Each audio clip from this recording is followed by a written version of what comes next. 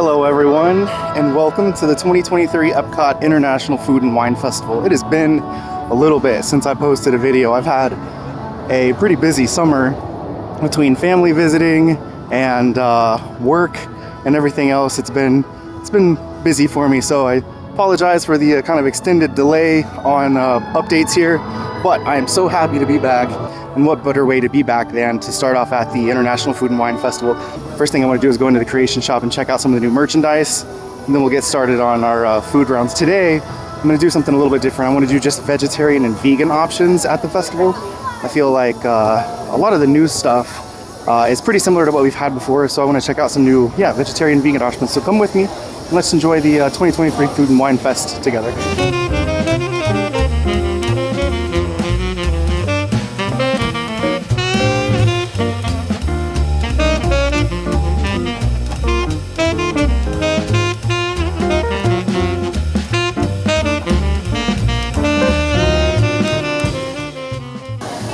Here's a look at some of the Food and Wine Festival merch. We've got, of course, the Loungefly backpack for this festival, and I love the Epcot design on the bag there. And then, of course, you've got like all the little food icons all over the bag. It's a really cool design there. I like that. And then we've got some Corksicle tumblers here. We've got the Food and Wine Mickey, and it's got, again, this like zipper top, like that slides here that I really like. And we have a wine glass here, so it's a tall wine glass, and it's actually got some detailing there on the stem too, which is kind of cool. But there's that one, Food and Wine 2023.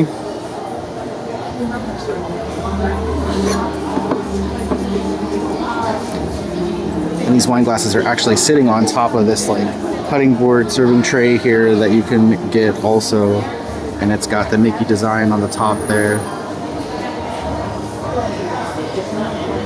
Nothing says food and wine or any festival at Epcot like a good old trash can table, so they've got some trash can salt and pepper shaker here for you. It's a cute little set. I like Mickey's like winking there. Those are cute. I like the colors on them too this year for their all their merchandise. It's that kind of purple and like light blue color. There's some apparel for food and wine. We've got the button-up shirt here. Material's really light this year, which is nice. I really like that material. And they've got a bunch of them in stock here, every size that you would need. And of course the ears over here, same kind of design there, just all the little food icons on there. It says choose your course, which is kind of cool. I like those. And here's the Spirit jersey. It's got the badge on the front there, and then on the back, food brings the world together, with that same kind of Epcot design that's on the Loungefly, so tying everything in really nicely. They've actually got a price on this one, $79.99, which is kind of unusual for the Spirit jerseys. That one's like a little bit of a lighter material too than a lot of the other Spirit jerseys. There is also a t-shirt, which that's really nice material, super soft. I like the way that feels. And then kind of a different design there. Still got the Epcot like kind of design on the bottom there, but a little bit different. And then the Food and Wine ornament, of course, wine your way around the world. Food and Wine 2023. It's heavy ceramic, $19.99 for that one. Those are nice too. Oh, and then here is a coaster set, but it's like each different coaster is like an ingredient to the burger there. So you've got 2 buns, cheese, there's a tomato I see in there, meat patty, and then pickle. That's cute. I like those. And they're like kind of like silicone rubber. These are nice. This tumbler here for Food and Wine I really like. I love like the shimmery kind of blue color on that one. And of course this just says Epcot International Food and Wine Festival 2023, and it's got the same kind of design as that t-shirt over there. But yeah, I really like the color, and it's like a little bit bigger than some of the other cups that I've seen too, so those are nice. The mug here also has kind of got a similar design to everything, but more like orange on this one, and I feel like they've been doing a lot of blue on everything else. But the mug itself is kind of like short and like wider than most coffee mugs. Probably holds about the same, but different kind of like shape, which is kind of nice. Give you some variety in your coffee mug cabinet there.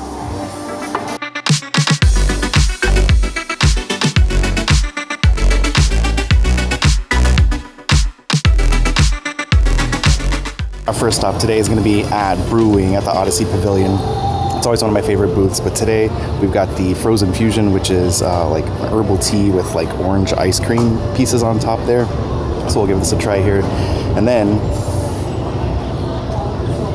it's really good, really sweet and refreshing. What I'm really interested to try are these Impossible wings. They're like buffalo chicken tenders that are made with Impossible meat, and then they've got like a blue cheese on top. Let's get into these. Those Impossible wings are really good. I feel like they have a really good texture for like Impossible meat. I feel like the Impossible meat has gotten a lot better over the past few years. And then that buffalo sauce is like really like spicy, tangy, perfect buffalo sauce.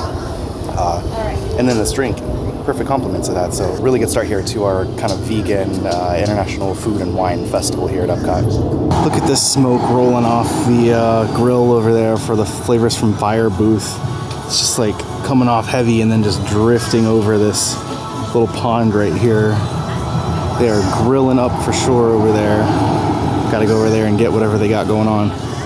One of the things that always gets me over here at Flavors from Fire is that they are really firing stuff up on these grills out here. They got this whole walkway smoked out right now. Next up from Flavors of Fire, we have the Impossible Slider Burger, and this has wasabi cream and spicy Asian slaw on it, and it's a big burger. I wasn't expecting like the patty to be that thick on it, but it looks good, and excited to get into this one too. The chicken texture, like on those tenders, was really good. So let's see what the Impossible beef has in store for us here.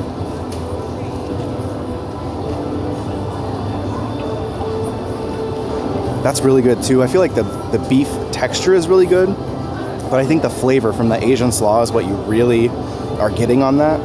It's a little bit spicy, kind of has that like that red chili, that Japanese kind of red chili, togarashi maybe flavor on it. It's got a little bit of heat to it that keeps kind of building a little bit, but that the crunch from the cabbage is really good on there, and I like that one. Been kind of looking forward to these Impossible things because it's not something I eat often. And both of these dishes so far have been really good, so excited to have some of these Impossible offerings living up to some pretty high expectations. And then next up from the Flavors from Fire, I got a little dessert. So they have a spiced chocolate tart, and it has barbecue potato chip crust, salted whiskey cream, and smoked sea salt. And this looked interesting just because of the barbecue potato chip crust on it. It looks good, but I've heard kind of mixed things about it, so let's see what we think here.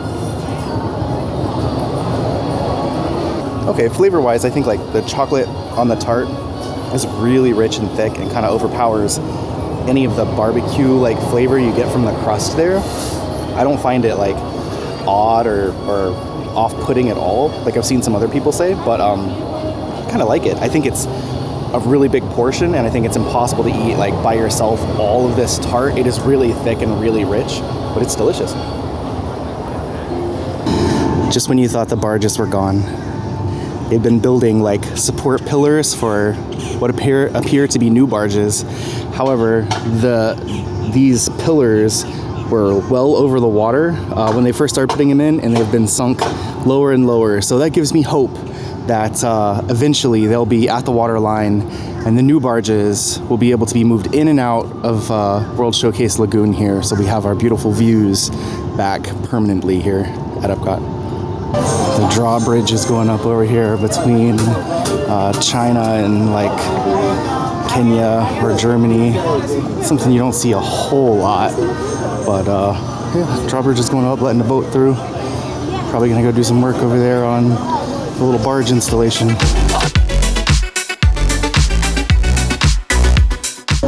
And it is all the way up. Let's see what comes through.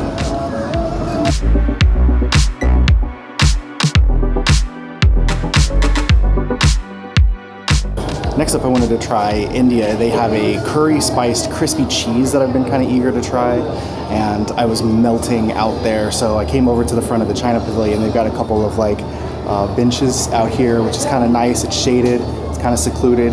I'll try my crispy cheese out here.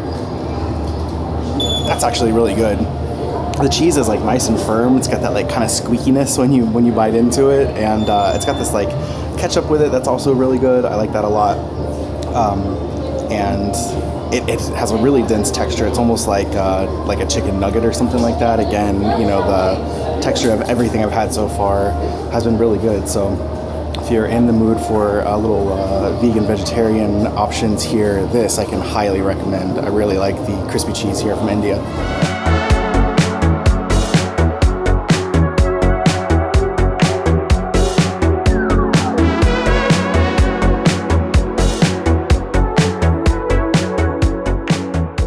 So recapping so far what we've had, we started out with the Impossible wings with blue cheese, and that was actually all vegan. Even the blue cheese was like plant-based vegan, and inside the little guide they give you like a little icon that shows what they call plant-based, but it says it has no animal products, dairy, anything like that.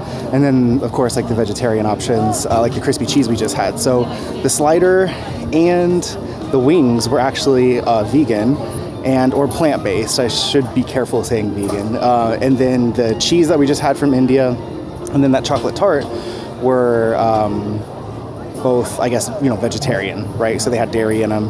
But I had to even it out. So I went to Germany, a nice refreshing pickly pear Hefeweizen. That's wonderful. They had a pineapple one last year. This brand, it's like Schofferhofer or something. I have no idea how to pronounce it. They have a grapefruit. That's like my absolute favorite.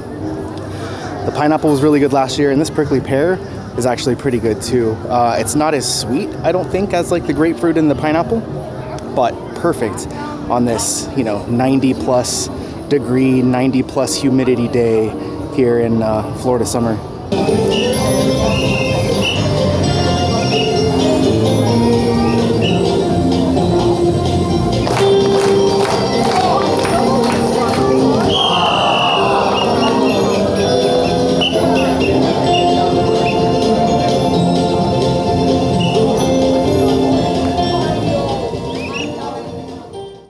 Next up on our vegan vegetarian tour here of Food and Wine is the moussaka from Greece. Moussaka is like usually an eggplant dish, and I'm gonna be honest, I'm not so big on eggplant, but I did want to give it a try because it looked interesting and it's something that I haven't had here before.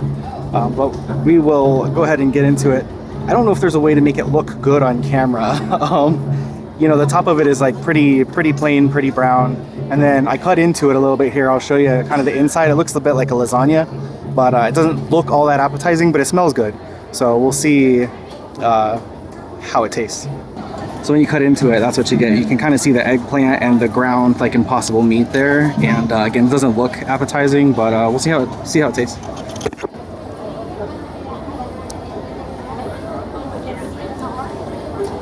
The flavors are good. It tastes like really tomatoey. I can taste the eggplant in there. There's like, I don't know what this is on top, if it's some kind of cheese or it was under like the plant base, so it's got to be, you know, non-dairy cheese, if that's what it is. It's kind of almost like a gravy or something like that. I'm gonna be honest, this isn't really my jam. Like I said, the flavors are good, but the textures are not that great for me, and it's just a little bit too creamy for my liking.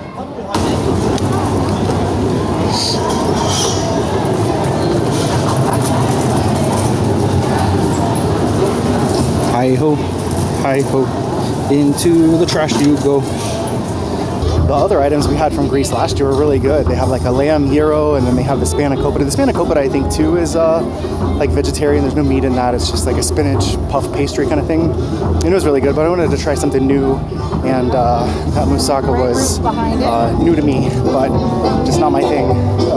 There's one more thing I want to try. It's over at Shimmering Sips.